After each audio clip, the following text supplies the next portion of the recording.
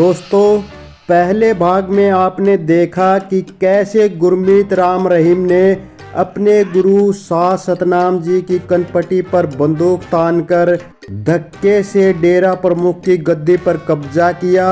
उसके बाद उसने अपनी गुप्त गुफा में आश्रम में रहने वाली साध्वियों का शारीरिक शोषण यानी कि बलात्कार किया और ये खबर छापने वाले पत्रकार छत्रपति को भी मार डाला और फिर डेरे में काम करने वाले और भी कई आदमियों व साध्वियों को उसने मार डाला। तो ये सब कैसे हुआ, ये अगर आप जानना चाहते हैं तो पहले भाग वाला ये वीडियो देख लीजिए। तो इस भाग में आगे की घटना बताते हैं।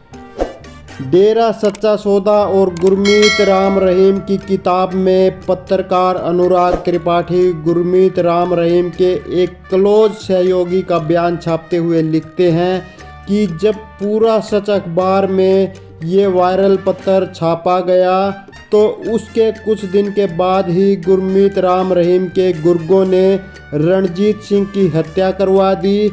उनको शक था कि इस पत्र के पीछे रणजीत सिंह का ही हाथ है। ऐसा शक क्यों था, इसका पता आपको इस अनाम पत्र में लिखी बातों से स्पष्ट हो जाएगा। इस अनाम पत्र में लिखा था, 2 साल पहले मैं साध्वी बनी। महाराज गुरमीत सिंह की एक क्लोज महिला शिष्य ने मुझे बताया कि एक दिन 10 बजे मुझे महाराज की गुफा में हाजिर होने के लिए कहा गया। चूँकि मैं वहां पहली बार जा रही थी इसलिए मैं बहुत उत्साहित थी कि स्वयं भगवान ने मुझे बुलाया है। जब मैं वहां गई तो मैंने देखा कि महाराज टीवी का रिमोट हाथ में लिए ब्लू फिल्म देख रहे थे। उनकी तकिया के बगल में एक रिवॉल्वर थी। इसे देखकर मैं डर गई, जैसे कि मेरे पैरों के नीचे से ज़मीन निकल गई हो। मैं महाराज जी के बारे में ऐसा सोचा भी नहीं था कि वो ऐसे निकलेंगे। महाराज ने मुझे अपने नज़दीक लेकर कहा कि मैं तुम्हें बहुत प्यार करता हूँ। उन्होंने मुझे ये भी कहा कि जब मैं उनकी शिष्या बनी थी तो मैंने उनको अपना सब कुछ सौंप दिया था। इसके बाद उन्होंने मेरा रेप किया। इसके बाद हर 20 से 30 दिन बाद मेरा नंबर आता। मुझे पता चला कि वो अन्य लड़कियों के साथ भी ऐसा ही कर रहे हैं। डेरे में करीब 35 से 40 महिलाएं रह रही हैं। उन सब की ज़िंदगी भी नरक बन चुकी है। सफ़ेद कपड़ों में हम देवी जैसी दिखती हैं लेकिन हमारी स्थिति कुछ और है। मैंने एक बार अपने परिवार को ये भी बताने की कोशिश की लेकिन वो भी मुझ पर ही गुस्सा हो गए। महाराज के आदेश के कारण महिलाएं आपस में बात नहीं कर सकती। परिवार से भी फ़ोन पर बात नहीं करने की अनुमति है। कोई लड़की अगर डेरा की सच्चाई बताने की कोशिश करती है तो उसे महाराज के आदेशानुसार सजा दी जाती है। कुछ दिन पहले बठिंडा की एक लड़की ने महाराज के गलत कामों के बारे में बात की तो अन्य महिला शिष्याओं ने उसकी पिटाई की। वो अभी भी अपने घर पर बिस्तर पर है। उसके पिता ने आश्रम की सेवादार का काम छोड़ दिया। वो लड़की किसी से भी महाराज के गलत कामों के बारे में नहीं बता रही। इस तरह कुरुक्षेत्र जिले की एक लड़की भी डेरा छोड़कर वापस चली गई है। जब उसने अपने घर पर अपने साथ हुई घटनाओं के बारे में बताया तो उसके भाई ने भी डेरा में सेवादार का काम छोड़ दिया। इसी तरह मानसा, फिरोजपुर, पटियाला, संगरूर और लुधियाना जिलों की लड़कियां भी डेरा छोड़कर चली गई हैं और किसी से भी बात नहीं कर रही हैं क्योंकि उनको इससे अपनी जान का खतरा है। यही सिरसा, हिसार, फतेहाबाद, हनुमानगढ़, मेरठ की लड़कियों के साथ भी हो रहा था जो डेरा के गुंडों के डर से एक भी शब्द नहीं कह पा रही थी। अब आप सोच रहे होंगे कि इस पत्रकार रणजीत सिंह से क्या संबंध हो सकता है और डेरा से जुड़े लोगों को ऐसा क्यों लगता है कि इसके पीछे रणजीत सिंह हो सकता है, इसलिए रणजीत सिंह की हत्या कर दी गई।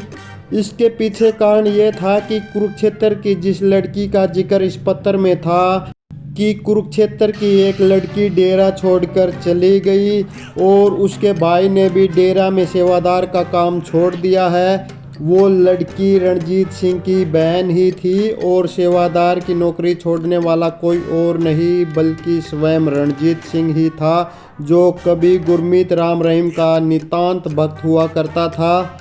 रणजीत सिंह सिरसा से 220 किलोमीटर दूर कुरुक्षेत्र जिले के खानपुर कोलिया गांव के रहने वाला था। रणजीत गुरमीत राम रहीम के सबसे विश्वसनीय लोगों में से एक था, लेकिन पत्र को लीक करने की शक में रणजीत सिंह गुरमीत के टारगेट पर आ गया। रणजीत सिंह के बाद ही पत्रकार छत्रपति को भी मार दिया गया, जिसने इस लेटर को छापा था। यही कारण है कि आगे चलकर सीबीआई ने इन दोनों केसों की जांच एक साथ की, लेकिन सवाल ये है कि सीबीआई ने आश्रम में चल रही बाबा के अय्याशियों का पता कैसे लगाया, किस तरह सबूत जुटाए जिनकी बदौलत गुरमीत राम रहीम को अदालत दोषी ठहरा पाई और उसे जेल की सलाखों के पीछे डाला गया। डेरा सच्चा सौदा एंड गुरमीत राम रहीम सिंह की किताब के अनुसार सीबीआई के एक अफसर ने बताया कि जब साल 2002 में हमें एक केस सौंपा गया, इस केस में कुछ भी आगे नहीं जा पा रहा था। जब हमने डेरा प्रशासन से साल 1999 से लेकर साल 2002 के बीच रहने वाली साध्वियों की लिस्ट मांगी तो डेरा प्रशासन ने कोई मदद नहीं की। लोकल पुलिस किसी भी काम की नहीं थी, क्योंकि हमें पता चला कि लोकल पुलिस को डेरा प्रशासन ने घूस खिला रखी है। हम 3 साल तक हरियाणा और पंजाब घूमे, लेकिन कुछ पुख्ता सबूत नहीं मिला। लेकिन जांच के दौरान ही सीबीआई को पंजाब के बठिंडा में रहने वाली एक साध्वी का पता चलता है, जो 1999 में डेरा छोड़कर आई थी। जब सीबीआई की टीम बठिंडा जिले पहुंचती है तो उस साध्वी ने ऑन रिकॉर्ड कुछ भी बात करने से साफ मना कर दिया। लेकिन इधर साल 2005 आते आते सीबीआई डेरा में रहने वाली साध्वियों की लिस्ट पाने में सफल हुई। इस लिस्ट में 53 साध्वियों का नाम था जो आश्रम से लगते हॉस्टल में रह रही थी। साथ ही 80 उन साध्वियों का नाम भी था जो नए और पुराने डेरा आश्रम के अंदर रह रही थी, और इसके अलावा इस लिस्ट में उन 24 साध्वियों के नाम भी थे जो 1997 के बाद डेरा छोड़कर चली गई थी। सीबीआई के लिए ये एक बड़ी सफलता थी। सीबीआई डेरा आश्रम और हॉस्टल में रहने वाली 133 साध्वियों में से 130 साध्वियों से बात करने में सफल रही, लेकिन कोई भी ऑन रिकॉर्ड कुछ भी कहने के लिए तैयार नहीं थी। वे पूरी तरह से गुरमीत राम रहीम के कंट्रोल में थी। अब सीबीआई ने उन साध्वियों की तलाश शुरू कर दी जो डेरा छोड़कर जा चुकी थी। इन 24 साध्वियों में से 20 साध्वियों को तलाशने में सीबीआई को 6 महीने लग जाते हैं, लेकिन इन साध्वियों के साथ समस्या ये थी कि इनमें से ज़्यादातर साध्वियों की शादी हो चुकी थी, बच्चे हो चुके थे। फैमिली मेम्बर्स इन साध्वियों को सीबीआई से बात नहीं करने देते थे। इसके अलावा साध्वियों को डर था कि कहीं उनके पति को उनके साथ हुए शारीरिक शोषण की जानकारी पता न चल जाए, क्योंकि ऐसी स्थिति में उनका घर टूटने की संभावना हो सकती थी। इसके अलावा साध्वियों को अपने पति, परिवार और अपनी जान का भी खतरा था। इसके अलावा एक सबसे बड़ी समस्या ये भी थी कि ये परिवार खुद गुरमीत राम रहीम के भक्त थे और बाबा गुरमीत राम रहीम के खिलाफ एक भी शब्द सुनना नहीं चाहते थे। ज़्यादातर मामलों में साध्वियों के परिवार साध्वियों को ही डेरा छोड़ने का दोषी मानते थे। उन्हें लगता था कि साध्वियों का डेरा आश्रम में मन नहीं लगता होगा, इसलिए वो बहाने बनाती हैं। अंततः मई 2006 आते आते सीबीआई 2 साध्वियों को बयान देने और उसे ऑन रिकॉर्ड दर्ज करने के लिए कन्विंस करने में सफल हुई। मार्च 2007 में सीबीआई ने इनमें से एक साध्वी का बयान दर्ज कर लिया। साध्वी ने बताया कि मैंने अपने भाई के आग्रह के बाद साल 1999 में डेरा ज्वाइन किया था। शुरू में मुझे आश्रम से जुड़े एक हॉस्टल में रहने को मिला जिसे साध्वी निवास कहा जाता था। यहाँ पीड़ित साध्वी की प्राइवेसी का ख्याल रखते हुए हम उनके असली नाम की जगह उन्हें बदले हुए नाम यानी कि मुस्कान से संबोधित करेंगे। तो मुस्कान को जल्द ही डेरा द्वारा चलाए जा रहे एक स्कूल में तैनात कर दिया जाता है। करीब 1 महीने के बाद मुस्कान से कहा गया कि उसे महाराज की गुफा यानी जहां गुरमीत रहा करते थे उसके बाहर संतरी यानी गार्ड की ड्यूटी करनी पड़ेगी। उसे 20 दिन में एक बार नाइट ड्यूटी करनी पड़ेगी। इस तरह एक रात नाइट ड्यूटी के दौरान मुस्कान ने देखा कि एक दूसरी साध्वी गुफा से रोते हुए निकल रही है। जब मुस्कान ने उससे पूछा कि क्या हुआ तो वो गुरमीत को गाली देने लगती है और कहने लगी कि ये अच्छा आदमी नहीं है। जब मुस्कान ने आगे पूछा कि वो ऐसा क्यों कह रही है तो पीड़ित साध्वी ने आगे कुछ भी नहीं कहा। अगले दिन मुस्कान को पता चलता है कि उस साध्वी के पेरेंट्स डेरे में आए हैं और उसे और उसकी बहन को घर ले गए हैं। ये पहली बार नहीं था जब मुस्कान ने किसी साध्वी को रोते हुए गुफा से बाहर जाते हुए देखा हो। अक्सर इन साध्वियों को ये कहकर गुरमीत की गुफा में हाजिर होने के लिए कहा जाता था कि महाराज ने माफ़ी देने के लिए बुलाया है। इसी बीच वो दिन भी आ जाता है जब मुस्कान को भी गुफा में माफ़ी देने के लिए कहा जाता है। आगे मुस्कान के साथ भी वही हुआ जो अन्य साध्वियों के साथ हुआ था। डरी सहमी हुई मुस्कान के पास कोई विकल्प नहीं था। उसका भाई डेरा में ही सेवादार था, भक्त था, वर्षों से काम कर रहा था। डेरा के ही एक स्कूल में उसके भाई की बेटी भी पढ़ रही थी। अपने साथ हुए इस हादसे को मुस्कान ने अपने मन में ही दबा कर रखा, लेकिन एक बार फिर कुछ दिन के बाद मुस्कान को गुरमीत की तरफ से गुफा में हाजिर होने के लिए बुलावा आ जाता है। मुस्कान के अनुसार एक बार फिर गुरमीत राम रहीम ने उसके साथ ज़बरदस्ती की, लेकिन इस दूसरे हादसे के बाद मुस्कान की हिम्मत टूट जाती है। उसका भाई डेरे में विजिट करने के लिए आता है तो उसने अपने भाई को पूरी सच्चाई बता दी। मुस्कान के भाई का नाम था रणजीत सिंह, जो डेरे और गुरमीत राम रहीम में पूर्ण श्रद्धा रखता था। जल्द ही रणजीत अपनी बहन मुस्कान और बेटी को डेरे से निकाल कर ले गया। यही कारण है कि डेरा में हो रहे साध्वियों के शारीरिक शोषण का पत्र वायरल हुआ तो डेरा समर्थकों को शक हुआ कि ये काम मुस्कान के भाई रणजीत सिंह का ही है।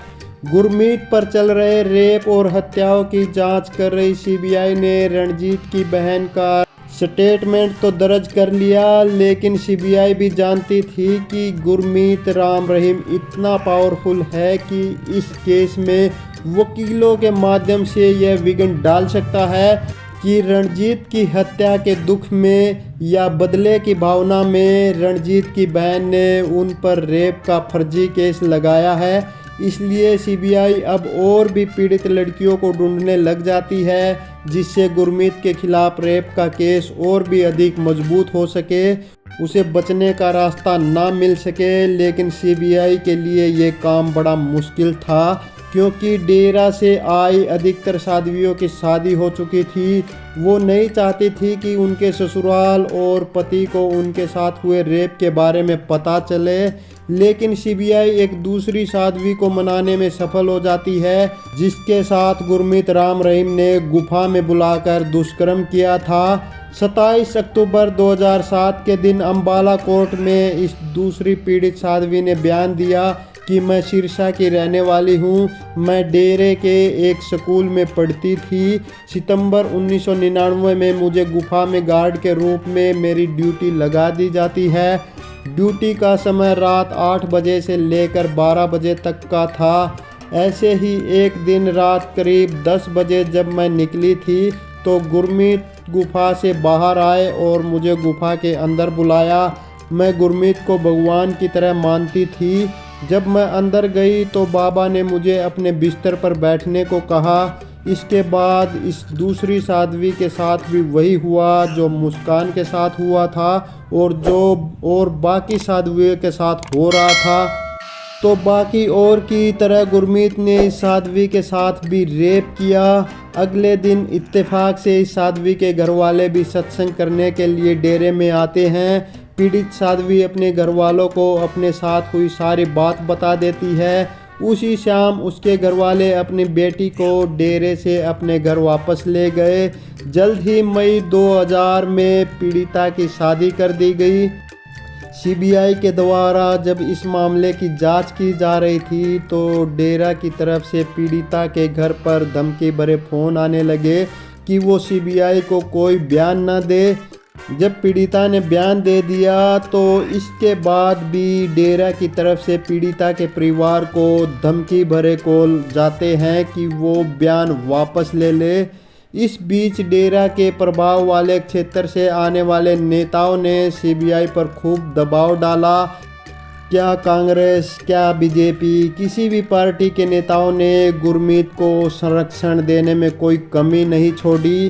कांग्रेस के 3 क्षेत्रीय सांसदों ने सीबीआई अफसरों पर गुरमीत के खिलाफ केस बंद करने तक के लिए भारी प्रेशर डाला। दरअसल डेरा सच्चा सौदा एकमात्र ऐसा संप्रदाय है जो खुलकर अपने समर्थकों को किसी खास पार्टी को वोट देने के लिए कहता है। डेरा के समर्थकों का कई लोकसभा सीटों पर प्रभाव है। पंजाब, हरियाणा, राजस्थान की करीब 28 विधानसभा सीटों पर गुरमीत राम रहीम और डेरा सच्चा सौदा का सीधा सीधा प्रभाव है। इसलिए इन क्षेत्रों से आने वाले कांग्रेस और भाजपा के नेता गुरमीत की तरफदारी करने में जरा भी नहीं हिचकते। साल 2007 में डेरे ने पॉलिटिकल अफेयर बैंक यानी कि PAW की स्थापना की। इसका उद्देश्य डेरा समर्थकों को ये बताना था कि उन्होंने किसे वोट देना है, किसे नहीं।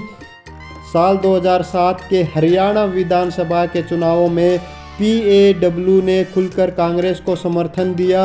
यही कारण है कि कांग्रेस के लोकल नेता भी गुरमीत राम रहीम के हाथों खिलौना बने रहे। लेकिन यहाँ ये बताना भी जरूरी है कि कांग्रेस के शीर्ष नेतृत्व ने गुरमीत को संरक्षण नहीं दिया। जब साल 2007 में सिखों और डेरा समर्थकों में टकराव की स्थिति बनी हुई थी तब प्रधानमंत्री मनमोहन सिंह ने सीबीआई से एक मीटिंग की और इस मीटिंग में मनमोहन सिंह ने सीबीआई से कहा कि वे फुल ताकत के साथ जांच करें और किसी भी प्रकार के राजनीतिक दबाव को इग्नोर करें। मनमोहन सिंह के समर्थन के बाद सीबीआई फुल ताकत में आ जाती है और अंततः जुलाई 2007 में सीबीआई ने अंबाला कोर्ट में डेरा चीफ गुरमीत के खिलाफ 2 साध्वियों के रेप मामले में चार्जशीट जमा कर दी। सितंबर 2008 में सीबीआई कोर्ट में रेप मामले में गुरमीत के खिलाफ चार्जेस फ्रेम करती है और साल 2011 में सीबीआई की स्पेशल कोर्ट अंबाला से पंचकुला में शिफ्ट कर दी जाती है। इस कारण गुरमीत से जुड़ा रेप केस भी पंचकुला आ जाता है। इधर सत्ता के गलियारों में कांग्रेस की जगह भाजपा का उदय होने लगता है।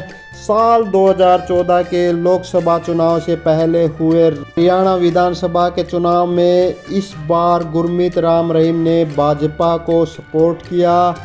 भाजपा नेता और हरियाणा चुनाव के इंचार्ज कैलाश विजयवर्गीय अपनी पार्टी के 44 उम्मीदवारों को लेकर गुरमीत राम रहीम का आशीर्वाद लेने के लिए पहुंचते हैं। डेरा सच्चा सौदा की राजनीतिक यूनिट PAW ने खुलकर भाजपा नेताओं का समर्थन किया। जिन विधानसभा सीटों पर डेरा समर्थक बहुसंख्या में थे उन सीटों ने भाजपा को हरियाणा की सत्ता में पहुंचाया। साल 2014 के लोकसभा चुनाव में भी गुरमीत राम रहीम ने भाजपा का समर्थन किया यानी नरेंद्र मोदी का समर्थन किया। साल 2017 में रेप केस में दोषी ठहराए जाने के मात्र 10 दिन पहले ही हरियाणा के शिक्षा मंत्री रामविलास शर्मा ने अपने मिनिस्ट्री कोटा से डेरा में खेलों को प्रमोट करने के लिए 51 लाख का डोनेशन दिया था। सीबीआई चीफ नारायणन ने बताया कि जिस तरह पहले लोकल कांग्रेसी नेता के कॉल आते थे उसी तरह अब भाजपा नेताओं और हरियाणा सरकार के मंत्रियों तक के सीबीआई को फ़ोन आते थे। हद तो तब हो गई जब भारत के नए प्रधानमंत्री नरेंद्र मोदी ने स्वच्छ भारत का ब्रांड एम्बेसडर गुरमीत राम रहीम को बना दिया। इससे अंदाज़ा लगाया जा सकता है कि सीबीआई पर कितना प्रेशर रहा होगा। अंततः 25 अगस्त 2017 के दिन राम रहीम के खिलाफ हरियाणा की पंचकुला जिले में स्थित सीबीआई की स्पेशल कोर्ट आज फैसला सुनाने जा रही थी। फैसले वाले दिन राम रहीम को पंचकुला अदालत में पेश होना था। चुपचाप अदालत आने या हवाई रास्ते से कोर्ट आने की बजाय राम रहीम ने पूरे काफिले के साथ सड़क रास्ते से अदालत आना चुना। सब जानते थे कि फैसला राम रहीम के मुताबिक ना आने की स्थिति में दंगे होने हैं, लेकिन फिर भी राम रहीम ने अपना शक्ति प्रदर्शन करना चुना। पंचकुला अदालत में पेश होने के लिए राम रहीम सुबह करीब 8:30 बजे सिरसा से निकल जाते हैं। राम रहीम के पीछे 250 से अधिक गाड़ियां चलने लगती हैं। राम रहीम के बहुत से समर्थक उनकी गाड़ी के आगे लेट जाते हैं। डेरा समर्थकों का मूड बदलने लगता है। हजारों समर्थक गाड़ियों के साथ साथ भागने लगते हैं। समर्थकों के हाथों में लाठियां, डंडे और तलवारें थी। सिरसा से निकला ये काफिला फतेहाबाद, उकलाना, कैथल, कुरुक्षेत्र और अंबाला से निकलते हुए पंचकुला पहुंच जाता है। इस वक्त तक काफिले में 350 से ज़्यादा गाड़ियां जुड़ चुकी थी। करीब 2:18 पर राम रहीम कोर्ट के अंदर प्रवेश कर जाते हैं। समर्थकों को बाहर ही रोक लिया जाता है। करीब 2 लाख समर्थक पंचकुला कोर्ट को घेरे हुए थे। 2:30 बजे के लगभग रेप मामले में सुनवाई शुरू हो जाती है और फाइनली फैसले की घड़ी आ जाती है। 3:05 पर सीबीआई के जज जगदीप सिंह ने गुरमीत राम रहीम के मामले में फैसला सुना दिया। राम रहीम दोनों ही रेप के मामलों में दोषी करार दिए जाते हैं। राम रहीम के रेप केस में दोषी पाए जाने की खबर आग की तरह फैल जाती है। हरियाणा पुलिस चुपचाप राम रहीम को कोर्ट से निकाल कर ले गई, जिसके बाद एक हेलीकॉप्टर की मदद से राम रहीम को रोहतक ले जाया जाता है। लेकिन इधर पंचकुला में इकट्ठे हुए राम रहीम के समर्थकों ने कानून हाथ में ले लिया, बल्कि उसे पैरों से कुचल भी दिया। यानी डेरा समर्थकों ने दंगे शुरू कर दिए। पुलिस के साथ हुई डेरा समर्थकों की इस भिड़ंत में 39 लोगों की जान चली गई। इन 39 लोगों की जान सिर्फ राम रहीम के कारण गई। 1 घंटे के अंदर ही अन्य जिलों जैसे कि मानसा, फिरोजपुर और बठिंडा आदि में भी हिंसा शुरू हो जाती है। अभी राम रहीम को सिर्फ दोषी ही ठहराया गया था। सज़ा क्या होगी ये बताना बाकी था। इसलिए 28 अगस्त के दिन रोहतक की सुनरिया जेल के पास स्पेशल अरेंजमेंट करके एक अस्थायी अदालत बनाई गई। हरियाणा पुलिस के साथ साथ पैरामिलिट्री फोर्स की 23 कंपनियां सुरक्षा के लिए खड़ी कर दी गई। भारी अरेंजमेंट के बीच स्पेशल जज जगदीप सिंह ने दोनों रेप मामलों में अलग अलग 10-10 साल की सज़ा सुनाई। यानी 10 साल एक केस में और 10 साल दूसरे केस में।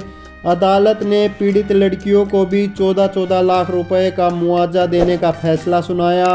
फैसला सुनते ही राम रहीम अपने घुटनों के बल बैठ जाता है और जज से माफ़ी मांगने लगता है कि मुझे माफ़ कर दो। सालों की अदालती लड़ाई ने राम रहीम को भगवान के स्वरूप से जेल की ड्रेस में ला दिया। दोनों रेप मामलों का फैसला आ चुका था, लेकिन अभी भी रेप पीड़िता के भाई यानी डेरा सच्चा सौदा के पूर्व समर्थक रणजीत सिंह और पूरा सच अखबार चलाने वाले पत्रकार रामचंद्र छत्रपति को न्याय मिलना बाकी था। 11 जनवरी 2019 के दिन स्पेशल सीबीआई कोर्ट ने पत्रकार छत्रपति की हत्या के मामले में भी राम रहीम को दोषी ठहरा दिया। छत्रपति मर्डर केस में राम रहीम को उम्र कैद की सज़ा सुनाई जाती है। आगे अक्टूबर 2021 में राम रहीम को पूर्व डेरा भक्त रणजीत सिंह की हत्या मामले में भी दोषी पाया जाता है। इस मामले में भी राम रहीम को उम्र कैद की सज़ा सुनाई जाती है। राम रहीम के साथ ही 4 अन्य हत्यारों डेरा मैनेजर कृष्ण लाल, जसवीर सिंह, अवतार सिंह और सबदिल को भी उम्र कैद की सज़ा सुनाई जाती है। लेकिन आज भी सरकारें राम रहीम का संरक्षण कर रही है। समय समय पर नियमों की नीलामी करते हुए भी भाजपा सरकार राम रहीम को बार बार पैरोल पर छुट्टियां मनाने के लिए भेज देती है। जैसे नवंबर 2023 में गुरमीत राम रहीम को 21 दिन के लिए छुट्टी दे दी जाती है। इससे पहले जनवरी 2023 में राम रहीम को 40 दिन की छुट्टी दे दी गई थी। उससे 3 महीने पहले यानी कि अक्टूबर 2022 में भी 40 दिन की छुट्टी पर जेल से निकाल दिया गया था। दोस्तों, कितनी जद्दोजहद से राम रहीम का जुर्म साबित हो पाया था, कितने प्रयासों के बाद उसको उसके अपराधों की सज़ा मिल पाई थी, लेकिन अपने प्रभाव और राजनीतिक गुटों के लिए बार बार भाजपा सरकार के द्वारा उसे विशेष छूट दे दी जाती है। क्या इसलिए ही रणजीत सिंह ने अपनी बहन की अस्मिता की लड़ाई लड़ी? क्या इसलिए ही पत्रकार रामचंद्र छत्रपति ने अपनी जान गंवाई? क्या इसलिए ही पत्रकार छत्रपति का परिवार 17 साल तक कानूनी लड़ाई लड़ता रहा?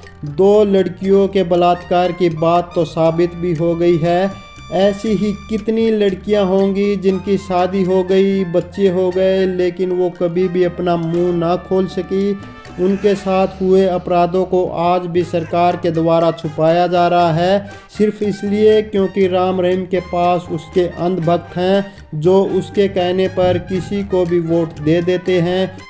वो डेरा सच्चा सौदा जो अपने सुधारवादी क्रांतिकारी मूल्यों के लिए प्रचलित और सम्मानित हुआ करता था, उसके शीर्ष पर बैठे एक आदमी ने इतने शानदार विचार को लज्जित कर दिया।